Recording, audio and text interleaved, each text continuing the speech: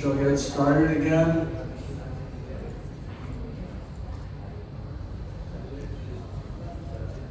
So I've mentioned a couple of times already, but just to note that in addition to protecting source code, we now protect software at a higher level of abstraction in these types of flowcharts and diagrams, which basically describe the basic functional modules of a computer software program and how the data is going to be processed between step A and step B without necessarily defining exactly the way that the data will be processed, which gives the software developer more flexibility in terms of defining what it is that they are protecting. And of course, you would naturally then you get into questions about whether one company's flowchart looks the same or similar to another flowchart.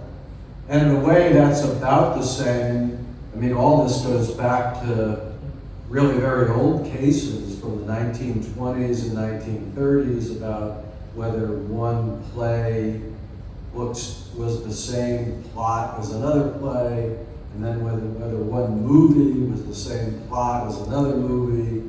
You didn't necessarily have to look to the level of the dialogue, but you could look at things like the basic plot and the scenery and the costuming and the characters rather than just looking at individual lines of dialogue, right? So we call it moving through the levels of abstraction, right? Moving through the levels of abstraction. And with computer software, the first step a court goes through is describing the program at its various levels of abstraction from the basic idea, which is not protectable, but then into the way the different modules of the program will work and how it flows, and then ultimately down to the source code. And so you can compare a computer program at various different levels of what we call abstraction, which is the same way you can compare two movies or two books or two poems, is by going through different levels and seeing where they may be similar. So that's one thing. The other thing, and this is quite important, and we'll look at it in two different contexts, has to do with fair use. That is, so you have this concept in copyright that even though something is protected by copyright, there is a public interest in allowing certain uses of that copyrighted material. So, for example, there may be a copyrighted news story, but it doesn't prevent people from referring to the events taking place within the story. You have various reasons why you can fairly use someone's material. And the biggest case in software, which was fairly recent, 2021 is already a little ways away, but this was a very big case involving Google and Oracle. And Oracle really through its subsidiary Sun Microsystems. So Oracle acquired Sun so many years ago. And Sun was the company that originally wrote Java code, invented Java code programming. And Google decided to use Java code when it was writing its Android telephone operating system, and it wanted to license certain APIs, so application program interface modules from Oracle, and they were unable to agree on licensing terms. So Google developed its own versions. Well, it's a long and interesting story, but Google developed its own version of the Java API interface code. But it turned out that even though they developed it in a clean room, it was very similar to Sun and Oracle's code. And so the question was, so Oracle sued them for infringement of the copyright in Java API interfaces, and the question was Google making fair use of the API coding, or was it infringing Oracle and Sun's copyright? And at the end of the day, because it was a very long litigation involving billions and billions of dollars, the Supreme Court in the United States said that it was fair use for Google to use programming code that Sun and Oracle had used in its application protocol interfaces, mainly because this was coding so well known to the computer programmer field, to the actual human individuals doing the coding. It was so well known that Oracle and Sun couldn't stop Google and its programmers for using this language and this information which they had already all become familiar with, and that it would be a big interference in the whole software programming sector if all of a sudden the programmers couldn't use this programming code that had been developed by Sun and Oracle. So essentially, Google didn't owe Oracle and Sun any money for using the API interfaces that had initially been developed by Sun. Well, I hope that makes sense. But I think I gave you that case in your materials. It's a highly technical programming case. According to my sophisticated programmer friends, what the Supreme Court says from a programming standpoint doesn't really make much sense, but we don't expect the Supreme Court to be good at computer programming, and they don't expect programmers to be very good at law, so they work with each other as best they can. All right. We discussed in patent, so you have a very similar question in copyright. Can an AI be an author? Right? Can an AI be the sole author of a copyrighted work? And the U.S. Copyright Office and so far the courts have said no. An author has to be human. It also can't be a monkey, because we had a case about that too. We had the monkey selfies case, where the Copyright Office said no, a monkey can't be a copyright owner, but also an AI can't be a copyright owner. So you can say there's a correlation between monkeys and AIs from the standpoint of the Copyright Office.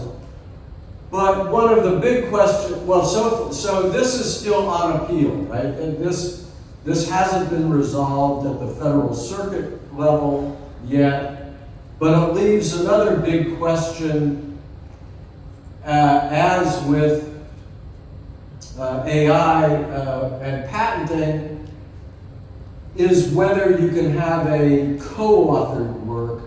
That is, if a human being is assisted by an AI in generating some type of artistic expression, whether the AI can be identified as a co-author with a human author because the AI assisted the human. We have not resolved that yet, so we'll call that an open question.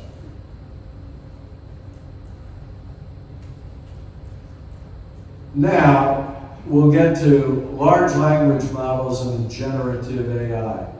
So we talked about software, and now you have copyright in the area of protection of information resources.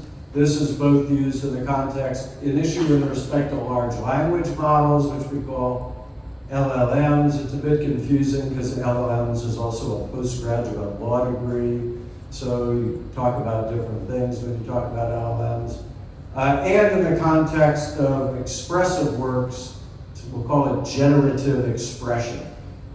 And just as a reminder, just because data is posted on the internet, and that makes it look like it's in the public domain, that doesn't mean that data is free of copyright, even if it's posted on the internet.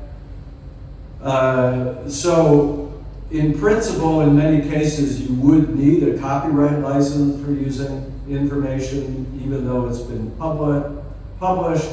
But it is obviously, of course, quite difficult, because if you post something on the internet, if it's not behind a paywall, it becomes very difficult to protect against someone taking and redistributing it.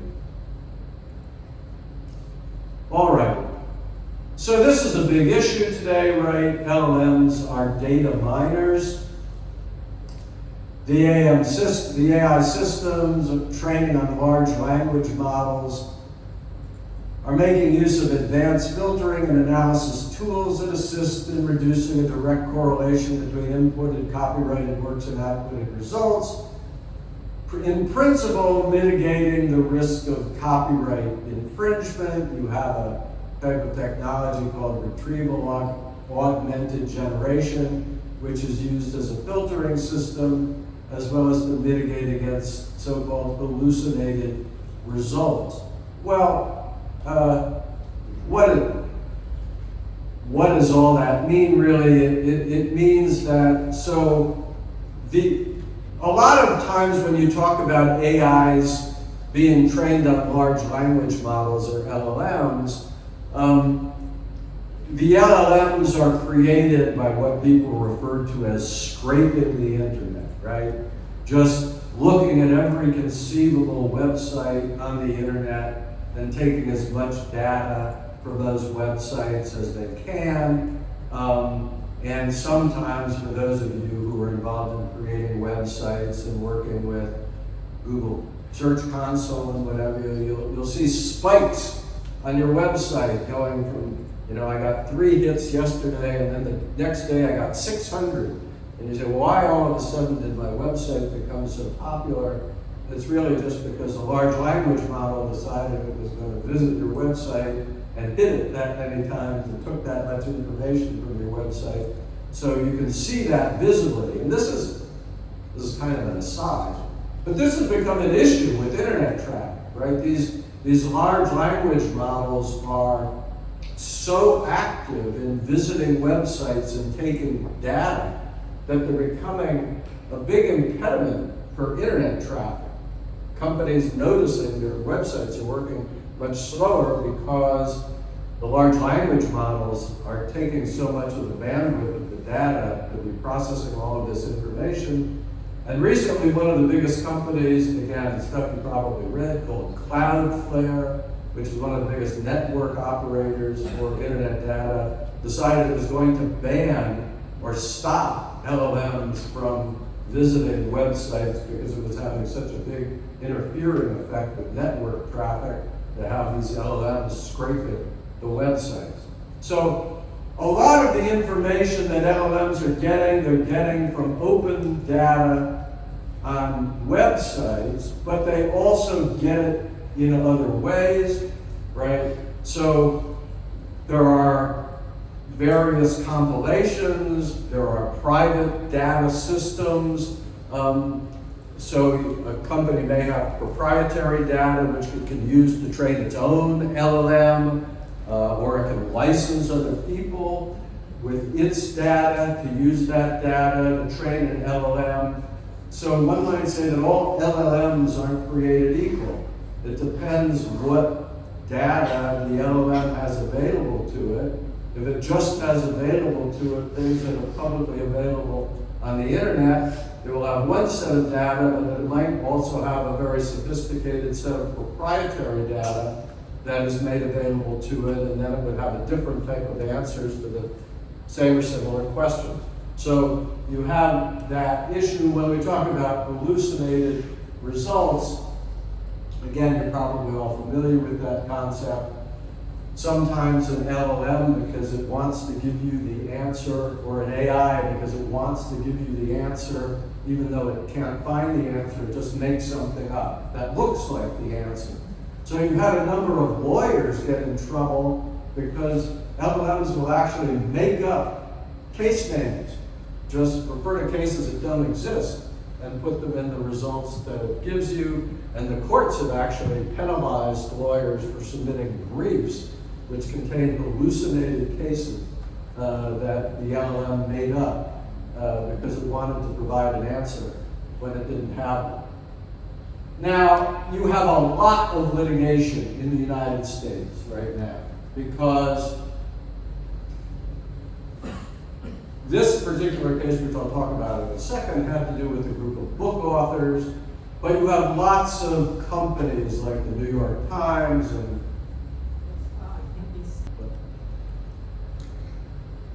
one of the first people to get in trouble for that was Donald Trump's former lawyer, Mickey Cohen, who in his appeals submitted a brief that was full of hallucinated cases. He was then really penalized by the bar for having submitted a brief with hallucinated results. So, anyway, but you're right. You would think that's something that they will work on. And yes, of course, the companies are working to improve the results. But then companies like the New York Times and the Actors Guild and the writers and the book publishers are all suing the various large data mining companies like Meta and Google and so forth, and AI and people who make ChatGPT, all to hold them liable for copyright infringement for having taken and used that material without their permission, right? So this is like the biggest, if you're looked at it from the author's side and the writer's side, this is the biggest copyright theft in the history of the world, right? Suddenly everything ever written is being drawn into these large language models and then being used as the results for the AI.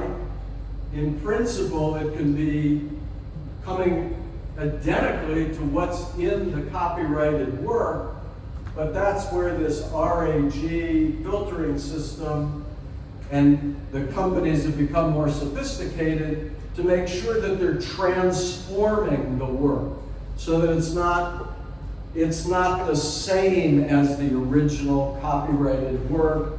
It may be the same basic idea of the concept, but in principle it's sufficiently different than the original, and that gets into copyright doctrine about we'll call it transformative fair use, right? Transformative fair use, that they don't use the extracted information in the same form. Now, we just very recently, just a couple of weeks before I came, had a decision in the Northern District of California. I didn't include this one for you, but it's easy enough to find. Cadre v. Meta, where a group of authors of fiction novels had sued Meta for using their copyrighted works without their permission. The court actually decided in favor of Meta, and it decided in Meta on the grounds that, primarily on the grounds that the authors had not shown that Meta had interfered with their ability to monetize their work. In other words, yes, Meta took your work, but they haven't stopped you from using your work or selling it, and you haven't shown us that, let's say you sold 100 copies last month, and then Meta did this, and now you sold 50 copies, right? They didn't show that. They didn't show that Meta's activities had actually made their works less commercially saleable or popular. The authors argued, and I'll give you just this little nuance, it gets into a detail. The authors argued that, well, that isn't the interference we are concerned about. Without Meta should have paid us to use our work. So the interference is that they should have gotten a license from us, but they didn't. And because they didn't get a license from us, we didn't make the money that we would have made if they had licensed from us. And the court said that really isn't interference with your opportunities. You need to show that somehow your works didn't make as much money as they used to because of this. He was very critical of the lawyering job that had been done by the author's legal counsel. And so, for sure, this isn't the last word on that. You have very good cases with very sophisticated lawyers, and so that was just an initial decision, because the judge said you might have won had you done a better job, but you didn't do a very good job.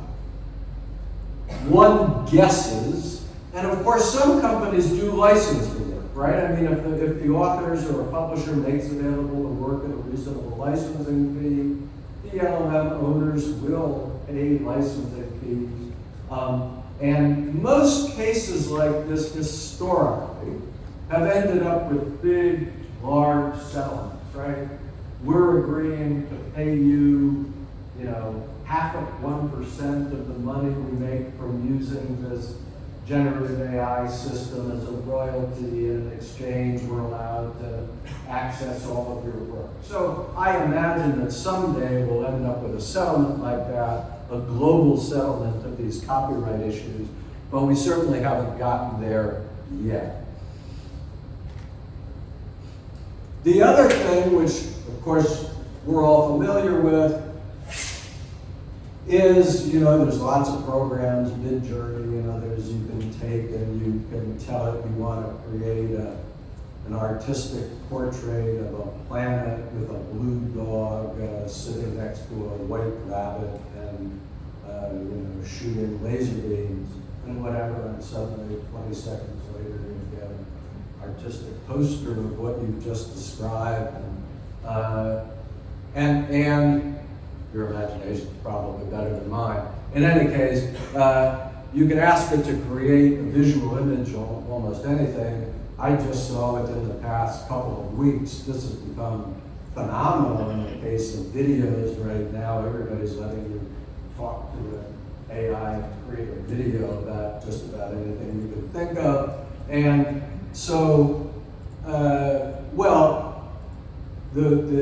again, you know this, right? The AI isn't just creating these visual images out of, we'll call it thin air. They're relying on prior images of various things. If you tell us to create an image of a planet, well, it's searching a database of planets. It's not thinking what's a planet and how do I make one. It's relying on old images.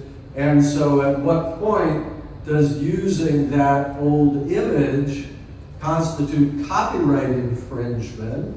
And that gets you into a pretty traditional area of copyright analysis, right?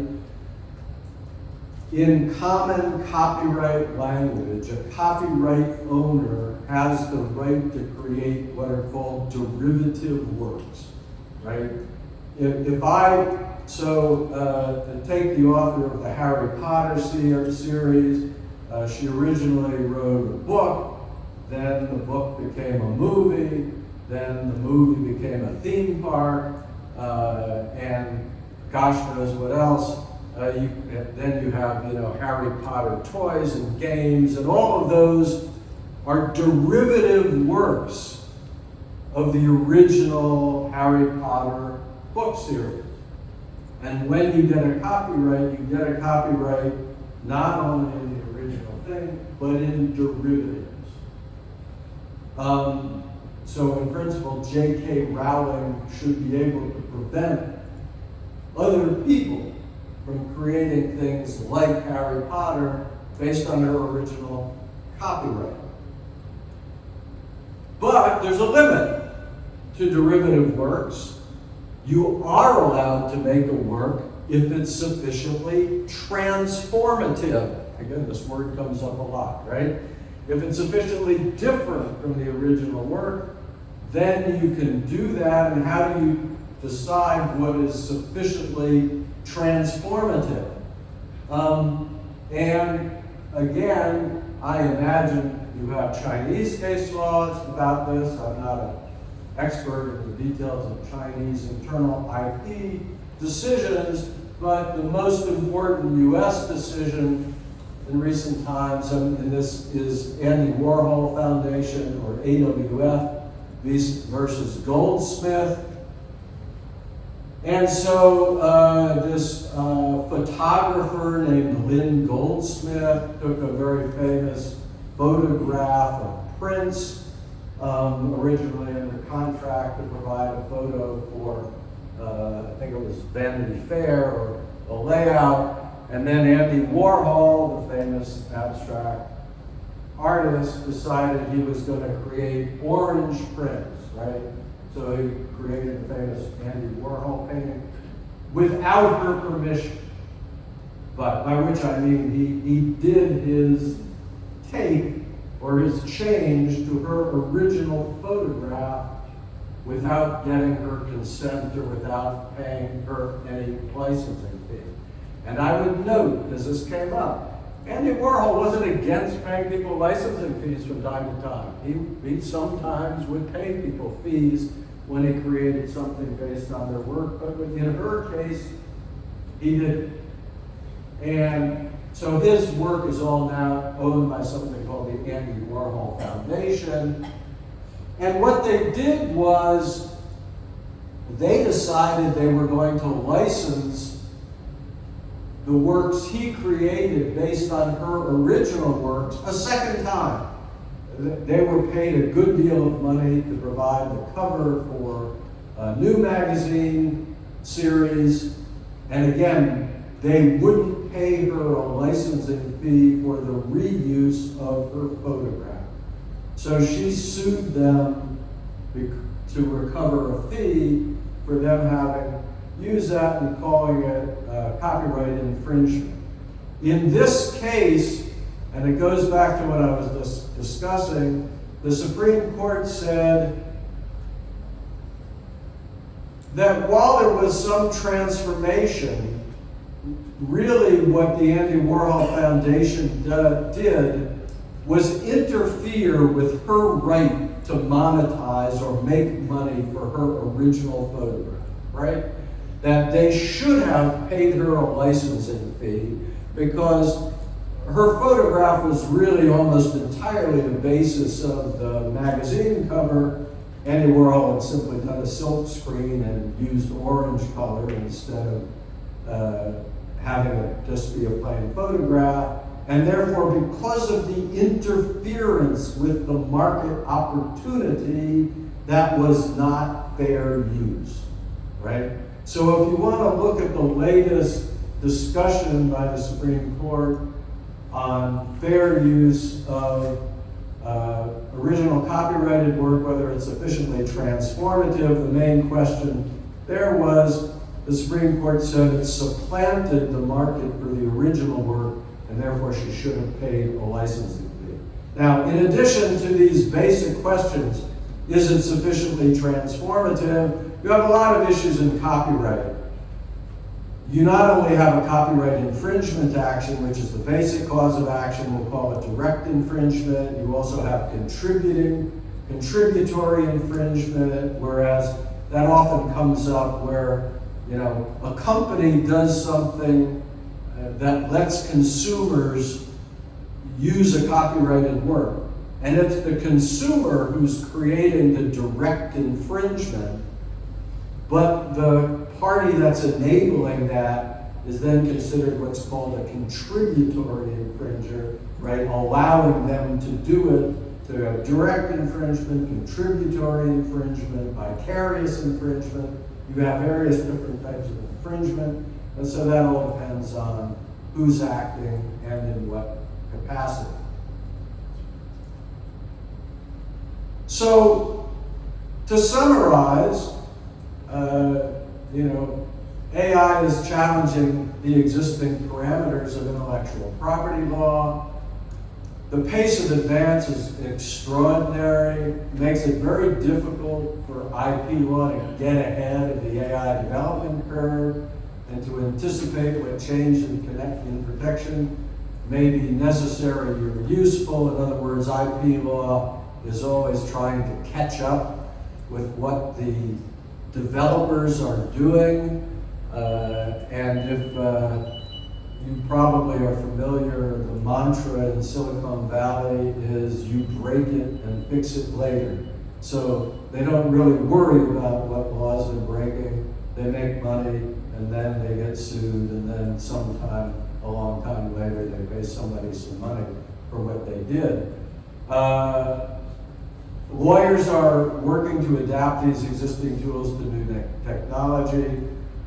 Myself, I'm not entirely certain how much of a role IP is going to play in the future regulation of AI, just because AI and some of the other fields we're looking at are so complex and move so rapidly.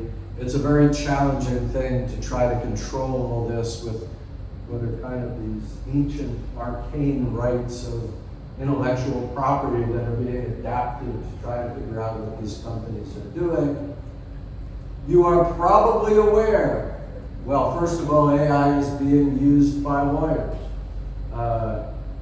It's amazing what you can do today as a lawyer in research by simply asking Google Gemini, or I imagine DeepSeek, to do research and answer a question for you. So a lot of the things that lawyers used to get paid for are things that AIs can now do in a matter of minutes, basically for free. So it raises questions about what lawyers do in the future as this kind of basic functioning of collecting and synthesizing information is being challenged by AIs.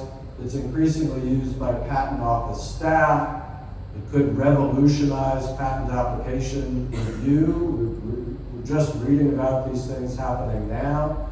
For example, searches of prior art done the same way as LLM data scraping is being done. And as I mentioned earlier yesterday, because AI is being used to conduct the patent reviews, it's not entirely clear that AI isn't going to end up policing itself as the AIs review the patent applications for AIs and answering whether or not a patent should be granted. So AIs will be policing themselves. And I think, well, we've still got 10 minutes. I don't think I had any more slides in this series, and I think rather than starting the next, I'll just open it up to any questions, discussions, comments. Well, that's a very deep question, right? If you go to make what's considered the prime work on that was Joseph Stiglitz, who was relying on others, but the nature of public goods and IP as a global public good, the idea of public goods, for those of you who aren't that familiar with the concept, is public goods have the concept of being non-rivalrous goods, that is, goods that people can use without anyone being deprived of anything and someone getting an advantage over someone else. And so the idea of public goods is that if people are creating these works, and since in principle knowledge benefits everyone, why not just make this all available to everybody? The non-rivalrous component also had this idea that it's also very difficult to protect. So it's non-rivalrous and difficult to protect. And so wouldn't the best global public policy just to make this all freely available so that everybody could use it, and then we collectively would be better off if all of this information were free, right? We'd all be able to use it. So what's the argument? So give me the argument why shouldn't this be public goods? Even in Stiglitz's, for example, an argument. Why does he, for example, conclude that not everything can be a public good? What do you need? What do you need intellectual property then for? So I don't disagree with you, right? But the the kind of the caveat to the public goods thesis was, but we need people to be willing to invest to create new public goods. So on one hand, we might all be better off if the outputs were free, but on the other hand, unless we provide people with a limited period of protection, they won't have the incentive to create the public goods, and therefore we will end up with kind of less knowledge or less information unless we provide some form of protection. And then the question is, where do you strike the balance between making everything freely available on the one hand and providing sufficient incentive for people to create it on the other hand? And that's the trick that we're all involved in trying to figure out what the proper balance of that is. So I don't disagree with you. There's a lot of space for public goods. And the fact that a lot of companies are making this information available open source or for free. I was mentioning to Guangxi during the break, you know, it's kind of hard to assess some of this. I pay Google Gemini $20 a month. I mean, that's what they charge me. For $20 a month, I basically get, you know, the greatest library in the history of the world providing me with research results in 4 minutes for something which previously would have taken me 3 months to compile on my own. So should I complain about paying Google $20? And maybe if I'm in the global south, I should pay them $2 instead of $20, but at the moment, and if you take DeepSeek has been basically making their stuff available for free. So at the moment, the challenges are somewhat limited. I agree. It's very complicated, and there's a whole set of different balancing things that need to be kept together. I think, again, one of the things that's a bit concerning to me is the amount of money that's being spent on these companies to develop these LLMs and data centers. When you talk about hundreds of billions of dollars, if not trillions of dollars being spent to create these AI resources, well, that money could be used for something else. It could be used to build hospitals, it could be used to build new bridges. I mean, there's a finite amount of capital, and a tremendous amount of our global capital is being directed towards developing AI resources.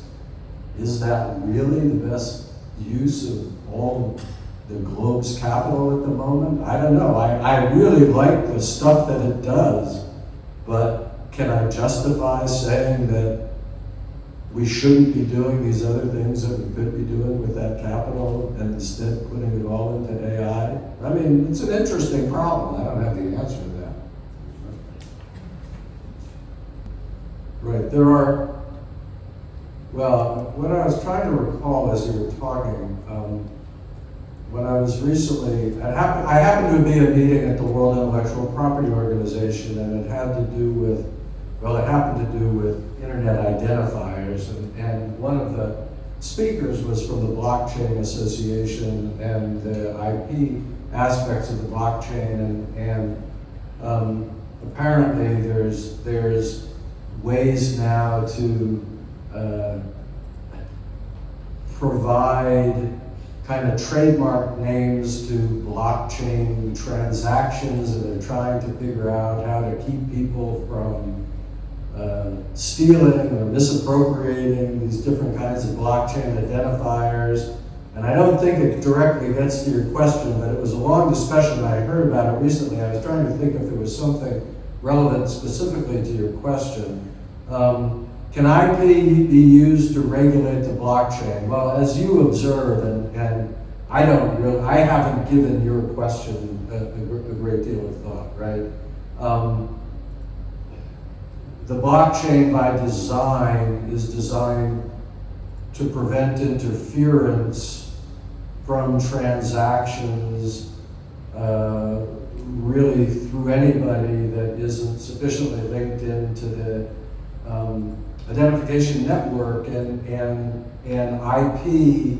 So it's technical solutions and whether IP could be used to supplement the technical solutions to the blockchain.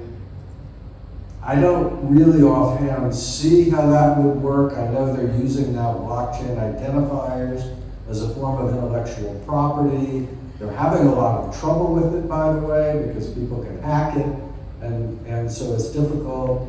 I'm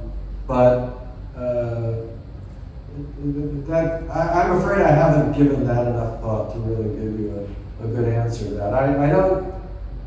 What we will discuss a little bit, and I should wrap up, is a major challenge, which we'll look at, to the blockchain is quantum computers, right? Because the principle is, and we'll look at this next time or the time after I think, quantum computers will have the power to get through blockchain cryptography.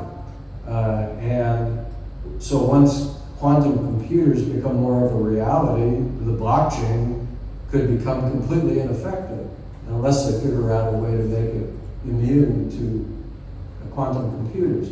So that's a big issue. Intellectual property, I'm just not sure I see myself the correlation, but it's an interesting question.